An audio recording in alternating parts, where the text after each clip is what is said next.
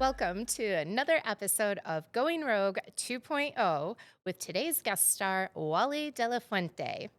What's super exciting about our guest today is that he actually owns the studio that we're recording in. And Wally, it's such a pleasure to have you here. When I came to check out the studio and meet you and your team, we started to have a conversation, and it was about how you came up with the name of the podcast studio.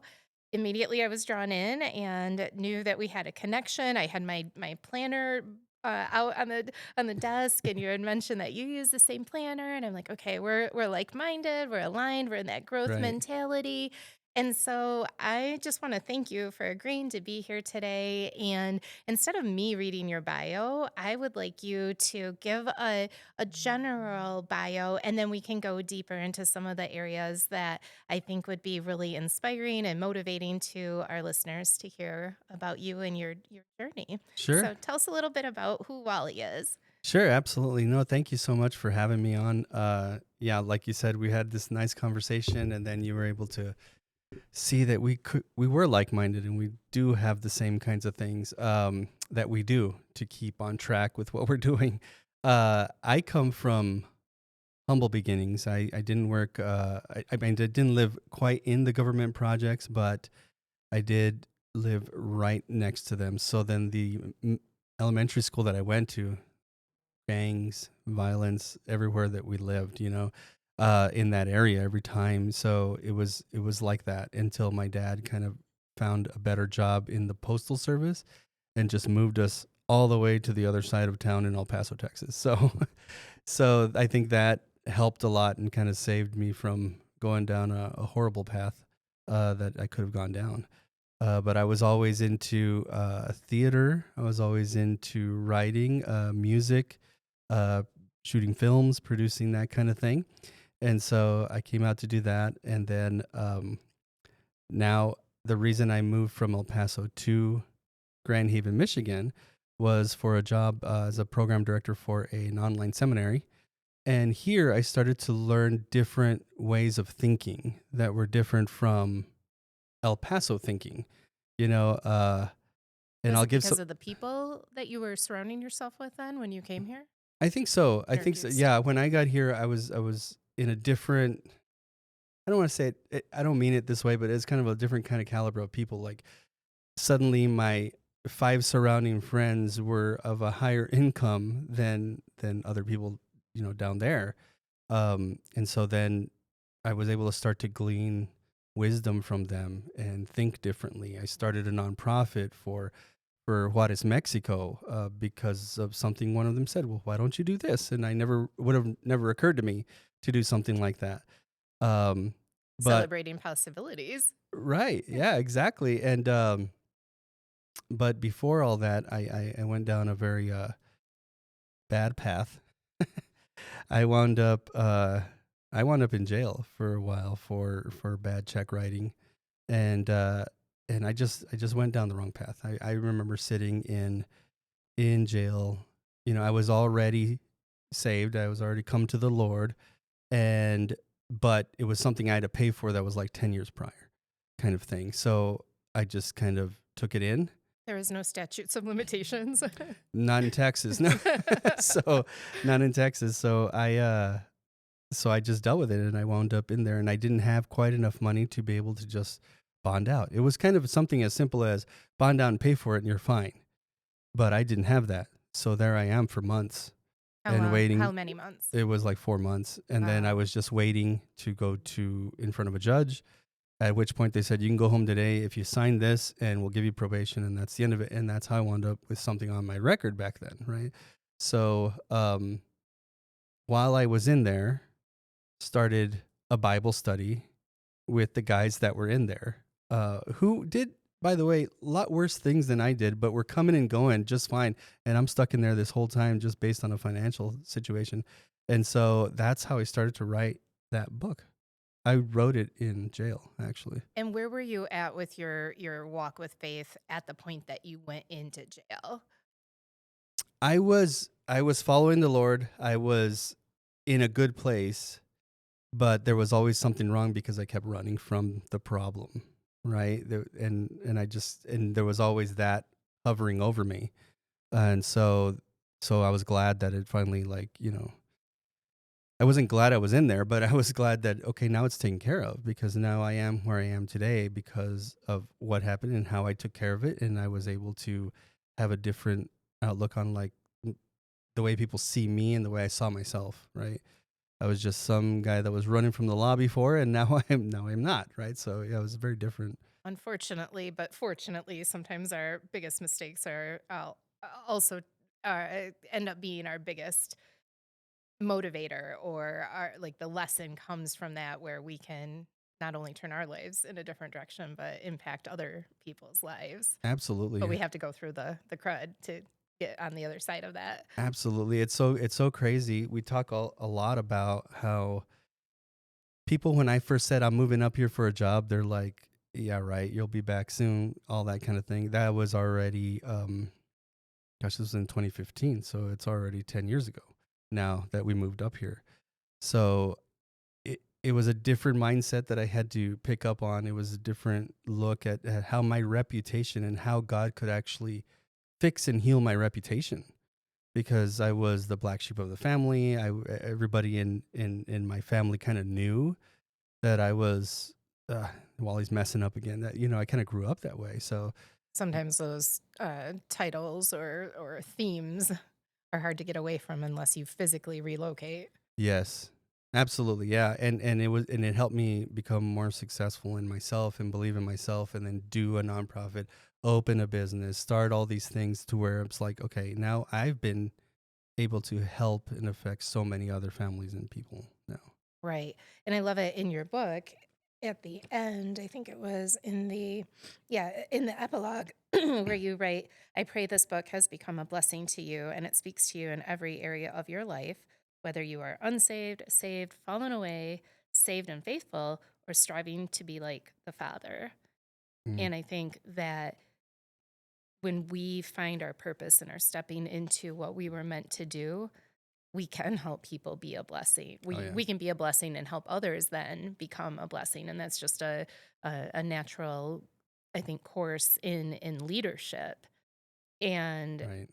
you've done so much. So tell us about the nonprofit and where that's what it started as, where it's evolved Sure. to, what it's doing today. So it's called Mission Juarez Mexico, and it came out of the fact that El Paso borders with Juarez, Mexico, right? So, I mean, literally anywhere in El Paso, you can look south and you're looking into Mexico. So I lived there I was born and raised there, right? Other than going to college a few times, different places, I lived there. But I always had a heart for the children on the other side, because they get stuck, either they're single parented or they wind up being orphaned, and then they wind up on the streets, and then it's very easy for the cartel to get them and say, why don't you take this over there for that guy and I'll give you some money, kind of stuff. So Mm. they get very stuck in that. And between 2004 and 2008, Juarez, Mexico was actually deemed the most violent city in the world.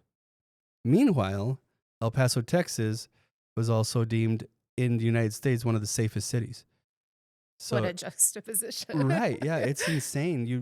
You could be at the University of Texas at El Paso, which is kind of on a mountain, and you can look down and be like, you're here in this beautiful university, all these houses around, and you look down and people are living in cardboard boxes and made out of pallets and stuff like that. So it stemmed from sometimes kids crossing the border and just seeing them on the streets and just trying to help them back when I was back then. But when we came here, I had this heart to bring Christmas presents to kids. And so I thought, talk about how a difference in mentality. I moved up here for a job that only paid me like $40,000 a year.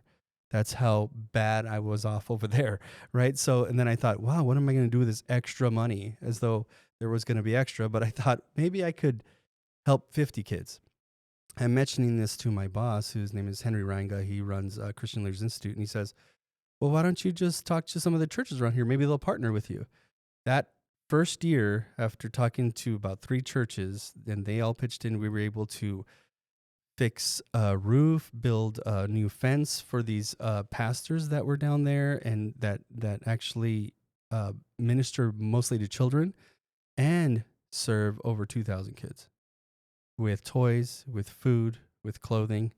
And so ever since then, it's been what we do. So I didn't want to start something and then stop, because I didn't want the children to feel like, oh, they came and helped and now they abandoned us, kind of thing. Right.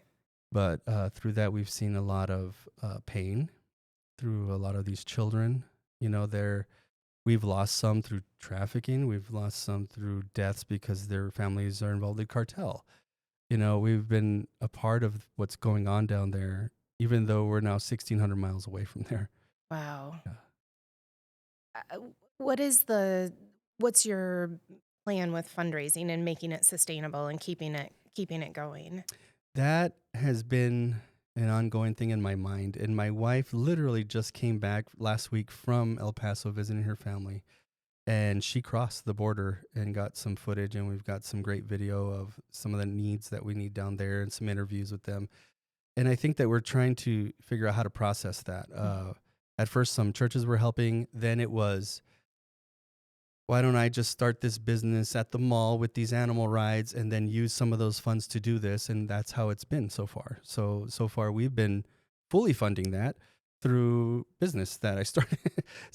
But I was, my wife and I were speaking. We're like, we really want others to be blessed and be a blessing in this thing. And we want to make it bigger than it is, because there's so many more children we could help, so many more pastors that, I mean, some of them are just scrounging around, finding things, trying to sell them just so they can make beans and rice to feed these kids after school, for example. That, you know, and I'd like to be able to fund it even more throughout the year. And maybe they need a salary. Maybe they need, you know, funding for the children, maybe after school programs, you know, all these things that we want to do with it. So. This is so great. And that's exactly why I wanted to do the podcast with you, because you listened to your heart, you had your intuition tugging, telling you to do something, and you didn't just leave it there. You actually thought about it. You listened to others, had wise counsel. There's more than just you running this Right. operation. And now tons of kids are being served. And this is a great story of just considering possibilities. Yeah. And what if, because what if you hadn't done that? Even though there's been some tragedy that you've had to witness and endure, and knowing the outcomes, there's so many more positive stories. I love looking at everything in the hindsight, right? So I remember being part of a church that was having a church split. And so my wife and I were like, maybe it's time for us to start our own church. So I got on this online seminary thing. And through that, I wound up connected to another church. And that guy connected with Henry Reinga. And I wound up getting a job there. And all that to think about, like, how God just was in all of that to get me up here to realize I could help down there.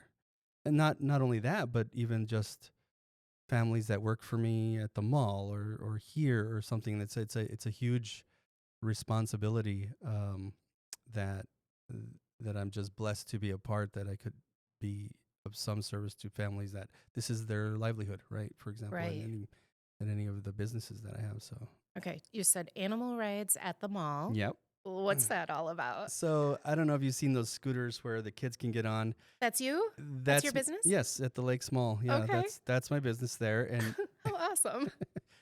yeah, it's called Entertain Zone, and we have a soft play area. We took over the old Victoria's Secret, Okay. and Yep. and we have all this soft play, jungle gym, ball pit, all that kind of stuff in there, bounce houses and things like that for little kids. And then right next door we have an arcade, and then we have those animal rides. So that has been going on since 2022. And we thought of it as, we need to have a place where families can come back together and reconnect through the power of play.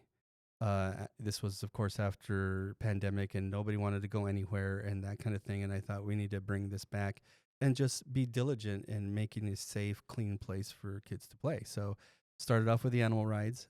I was pastoring at Trinity Reformed Church in Grand Haven at the time. But I was only like half time, and I had to figure out what I'm going to do to supplement that income, right? I have little kids. And so my kids rode on those animal rides at one point in several malls. And I'm like, what if I do that?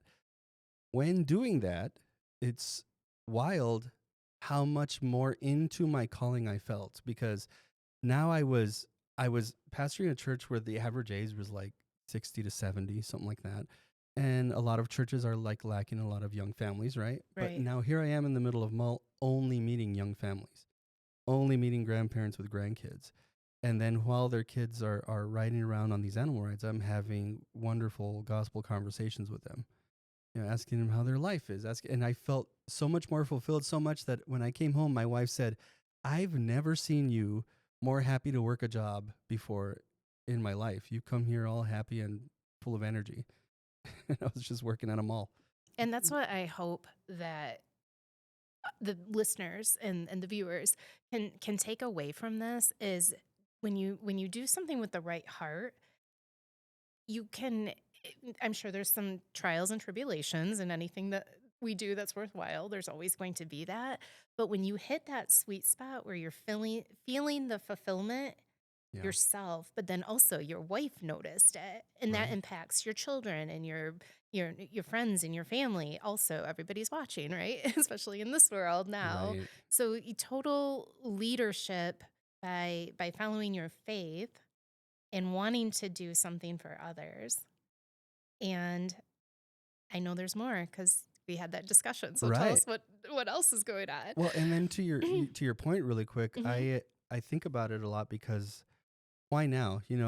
I've always had this entrepreneurial spirit. I mean, I was selling stuff out of a magazine from a comic book when I was like in the second grade, when in my wagon, kind of thing. I've just always had that, but things fail. Like you go through businesses and they fail, and maybe it works a little bit and then it fails, and you move on, and maybe you think maybe I should just work a regular job, you know, that kind Right. of thing.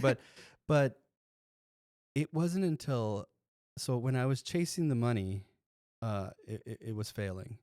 When I was chasing resources to do things for the Lord, suddenly everything is working. Provision. Right. For the vision, right? Like okay, now I have this bigger overarching vision. These kids in Juarez, being a blessing to kids in the area, right? That kind of thing, all of a sudden starting to work. And so, yeah, but it, it kind of started during COVID. I started an online television channel that's kind of similar to like Netflix, where it's just kind of on demand stuff.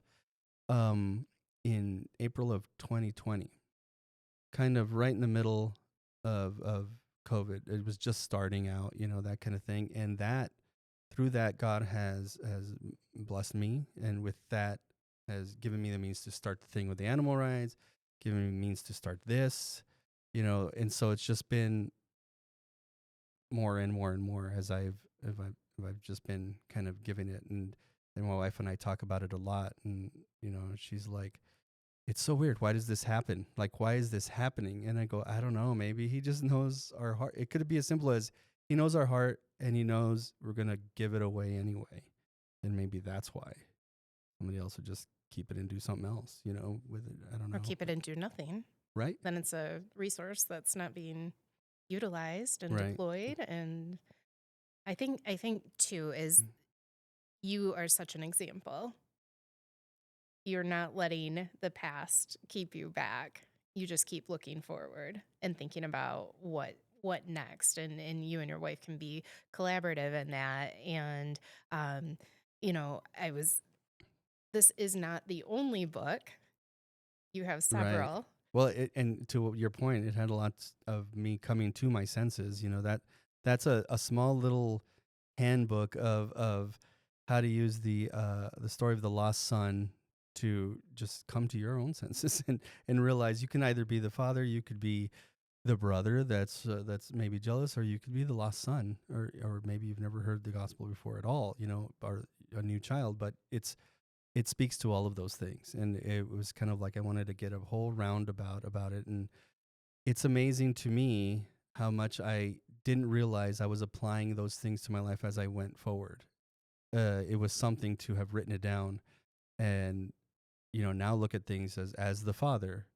When my son was not around and he's doing crazy things at one point, right? Or all that kind of stuff. It just really applies, right? Like it's, yeah. I I'm actually working on a whole new edition of that because I wrote that kind of still in the middle of the problem.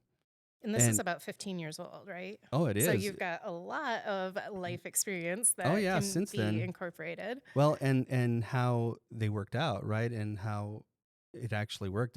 I think then it was a theory, and now it's like proven that it could work, right? Yes. Yeah. What else besides the next edition of this? You've written other books. Talk to us about one or two of your favorites that Sure. you're proud of. So you can't tell now, but I ran a Spartan race. Um, three. So I don't know if you've heard of the Spartan obstacle course races, but I've they heard of like Iron Man or the Mud, Tough yeah, Mudder. similar to those. These are more of obstacle oriented. There's a 5K, a 10K, 21K. A 21K has 30 obstacles in it. I was able to do that. I started writing these. It's 3 books, and it kind of takes you through. This is your training every day to get to the point where you can do the 5K. Then the next book would be for the 10K, and the next book would be for the 21K. The idea being, if you went through all of these, you'd be ready to do all 3 in a weekend. Oh my goodness. Yeah. So that's my new thing this year, and I'm gonna do. I had done 2. I had done the 5 and the 10K in a row. Um, Last year in July. And then in November, I went down to Phoenix to do the 21K because here in Grand Rapids, they didn't offer the 21K. So I want to go somewhere where I can do all 3 in a row and do that In a weekend. in one Like weekend. So one it'd be per day. 2 one day and one the other day. Yeah. The larger one in one day. Okay. And where's the destination? I don't know. I don't know if I'll go back to Phoenix to do it because I do have some family down that way, but, or they've got them all over the place. I mean, you can do New Jersey and Las Vegas, Florida, all that kind of stuff. It depends on how harsh the conditions are. Do I want to be in swamp in Florida or do I want to be in a dry desert in Phoenix? It kind of depends. But it does tell you how harsh the conditions are. And so like the level of how you got to be. But the idea behind them is to be ready, not just physically, but also like mentally and spiritually. This is what you're doing. Why are you doing this? What are you trying to accomplish? And to just be focused. And then of course nutritionally, right? So that's all kind of in there. And so I'm starting my new training again. I'm going to go through my own 3 books and then be ready. Using good content, of course. Sure. Yeah. Yeah. So there's those books. And then there's another book where I did the Spanish translations for these books by Ed Rolls, and they're like Walk with God, Talk with God, some like spiritual books where he's had those published for quite some time, and I was able to sign an agreement with him to do it. So I did it in such a way that it's like the bilingual Bibles where you got Spanish, English, and like that kind of thing. We did the books that way, and we've been using those down as it wraps around down in Juarez. So then the kids are not only learning and the pastor's learning a little bit of English because they're paralleled that way, but also learning those. I saw those online and I saw the Spanish version. I didn't realize they were mirrored. Yeah. And I'm a very, very, very elementary Spanish speaker Sure. student. So I need to get those because that's totally what I need. I always try to keep pushing myself and listening to it. And for me, the auditory is harder. I can look at things and kind of interpret Okay. when I'm reading. So that's helpful. And then I can probably listen online too. Yeah. Are any of the Spanish ones online? Yeah. So For the audio yeah, on those Audible? there is. Okay, So sweet. so we have Audible and we have the books, and I not sure if I have that one on Audible, but yeah, I'm gonna get them all on there. But those do have Audible and then the other one that I'm most, I think, proud of recently was God's Answer for Anxiety and Fear. And it's kind of a 21-day journey of somebody that is filled with anxiety. They don't, it kind of takes them to, on a level of slowly, this is how you trust more in the Lord. This is what you do when you're feeling this way. This is what you can look at. And so it's 24 days. And even at the end of the book, it's like, okay, you might still feel some, right? You might still feel this way. Just start over. Because it's a muscle you can develop. Right. And keep improving. Exactly. Well, and I always think, like, when I'm having an anxious moment or worried about something, like, where is that originating? Sure. And it's not Yeah. from God. And when I have that realization, it allows me to just recenter and go, okay, time Yes. out. What's the opposite of what you're feeling? Yeah. And then that helps me get going on the better path. Yeah, and that's exactly what this book does for people who don't know how to recenter that way, right? Who don't realize, oh, this isn't coming from God. This is coming from me, or this is coming from fear, or this is coming from whatever, right? And how to recognize that, how to see what God actually says back to you about that situation, and then what to do about it. And it's something that I've done where it's kind of like it's like a 5-step process so that people can retain better and actually do something. Because it's one thing to do a devotional, think about it, and that's it. It's another thing to take some action after. So it's like read, you receive it, um, you respond to it, you react to it, and it's kind of in that sense. It's like, okay, let's take it in, let's look it over, let's kind of meditate on it, let's really think about it, let's figure out how we're going to respond to this, and then let's go do it. Right. Right. The results in anything are really in the doing. Right. Because we can have results by inaction, but to Yeah, exactly. truly move forward, R- we have to take some kind of step. If it's a giant leap or it's just one little step. Right. Yeah. Yeah. So that's the one I'm most proud of. I dedicated to my brother who was struggling with that, and I've noticed I even it's even been translated into Spanish, and I do some work with this place called Multiplication Network, and they do church planting all over the world. It was translated into Spanish, and they gave out 500 copies of this in Spanish to all the Spanish people in Latin America, and they're using it as Bible studies and things to utilize down there. So it's really great. Did you have any idea that that would be a Not at tool that's being used not at all. No, internationally? no, and it's so touching because even one of my coworkers who's also a pastor down there, he said, "Take a look at this video," and it's this video of this young woman who just said, "I just feel like I've been redeemed from this because I went through this book," and she's like crying, and it's just so emotional to me. I'm like, I had no idea that would even be. It's wild to me, like that God would then use it. And that's the thing. It's like the heart of, I would wish people would use it, and I wish people would take a look at it, go through it, actually commit to it, kind of thing.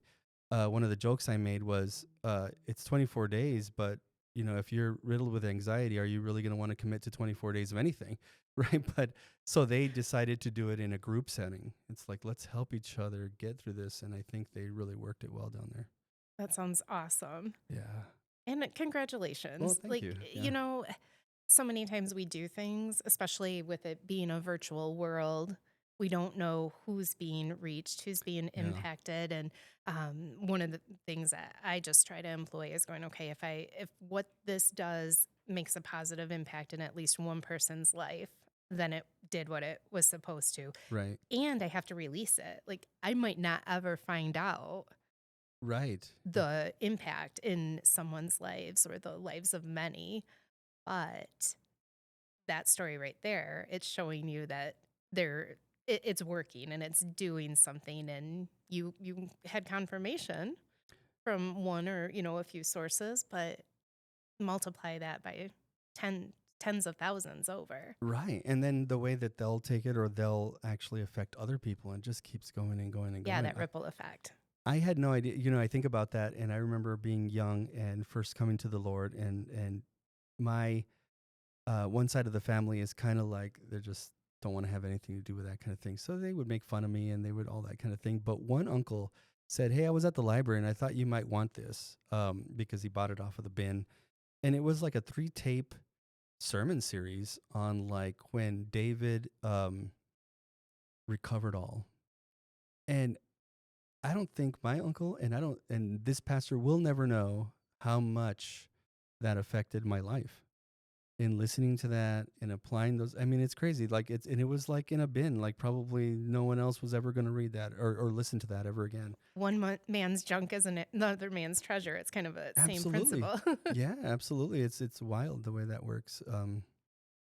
But most recently, one of the things that I'm happy about, and Paul is extremely happy about, is that Paul is a documentary maker.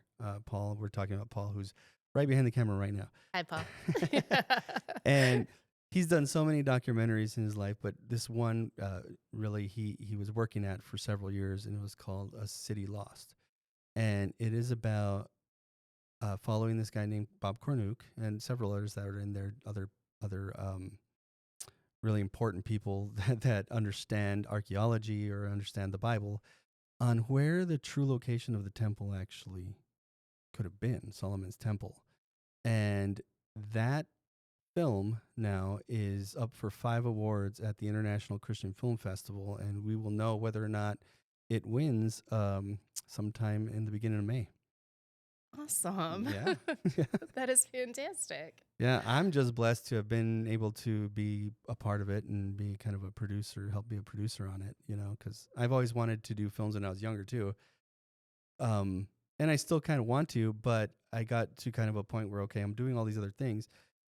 How about I try to be as much of a blessing to other filmmakers that I wish I would have had when I was younger, kind of thing. So I'm happy for that. And among that, there's still a short film that's also up for an award, and a trailer that we did for another film that's up for an award. And so Paul's up for best director of that documentary. So, well, we'll be looking forward to hearing the results and getting a viewing of that. yeah, Maybe after the fact, we could add the link into this episode. sure, yeah, If absolutely. that's cool. If you guys are cool with that. Yeah, absolutely, we can do that. All right, awesome. I wanted to ask you also to share with everyone what you're doing with persons in ministry, and your story, kind of like of how you're doing the animal rides at the mall, and there's some other things that you're doing to help Yes. bring people to know So God. right. So one thing I realized about myself is that I'm entrepreneurial minded, and I was a pastor, and so I started looking at those qualities. And a lot of pastors have to have a lot of those entrepreneurial qualities because they're either starting a new church, or they need to know leadership skills, or they have to be good speakers, or all these things, right? Are things that entrepreneurs probably need and have. And when I was out seeing those younger families and realizing, wow, look at this impact that I can have outside the 4 walls of the church, I thought there needs to be something that can help these entrepreneurial minded pastors who are being told to be bivocational, meaning half-time pastor, half-time work, right? We tell them very easily be half-time work, and sometimes they take on that thing of being the martyr. Well, I guess I'll just suffer for the Lord, and I guess I just won't have anything, and I'll be a greeter at Walmart or whatever it is that they do. But we're missing the other component on showing them how they can become entrepreneurs that not only supplies for their families, but then they're out meeting people, living into their calling, like I was with the animal rides. But then money from that is then helping a mission that I did, right? That they can do it. And so here are some pastors struggling whether or not they're going to raise enough funds for some project. Well, how about use your skills outside of the 4 walls of the church? Start a business. I can help you through that. I can kind of coach you through that. And then we can figure out how we can then have the funds for that. So like you asked about Mission Juarez Mexico, my goal is to be able to put in $250,000 into it per year. So what does that mean? If that's a tithe of what I've got, then that means I need to be making $2.5 million a year for that to work out, right? Right. Kind of idea, and really looking at it a little bit differently. But that's what I want to. I'm starting that up of being an entrepreneurial minded pastor coach, I guess, so to help people live into their calling in all ways. That's certainly a possibility to celebrate. Absolutely. And you've got a model, and you know what to do. And now it's just helping people who are ready to be helped and serve them so that they can continue serving. Yeah, and fully live into it. And the reason that we talked a little bit about the name of the podcast studio. It's called ReDiscover, and it started off with I was planning a church called ReDiscover Church, and then I got the TV channel, which is ReDiscover Television. But it really stems from me looking at from the foundations of the world. God knew, he had a plan. It's not like God is blinded to the future, right? He knows the end from the beginning. And so he had a plan for our lives. And then we can go about life messing up the way that maybe I did, and then slowly find my way and then rediscover what my true calling is. And so that's where I have it. So I'm going to start that up, and it's called Rediscover Your Calling, and that's really where my heart is. It's in that. It's in Mission Juarez Mexico, and of course my family. So Beautiful. Well, I think that's a fabulous way to wrap it up yeah, and encourage everybody to rediscover their calling and just keep pursuing. I know at one point when I couldn't figure out what my purpose was, and I was getting down on myself for not being able to state what it was, but I didn't stop yes, pursuing my purpose. And so, because I pursued my purpose, like I always like to tie together all of the steps along the way. You and I wouldn't be having this conversation. right. So I appreciate you being here and being willing to share your studio space and your expertise, and Paul, and being able to just really be excited about what's coming Yeah, and the things that we all do as individuals and how it helps the greater good and is kingdom work. yeah. Thank you so much for having me on. You're a blessing, and I know that you've touched so many lives also, and it's an honor to be on your podcast and talk with you. So Well, thanks for being here. thank you.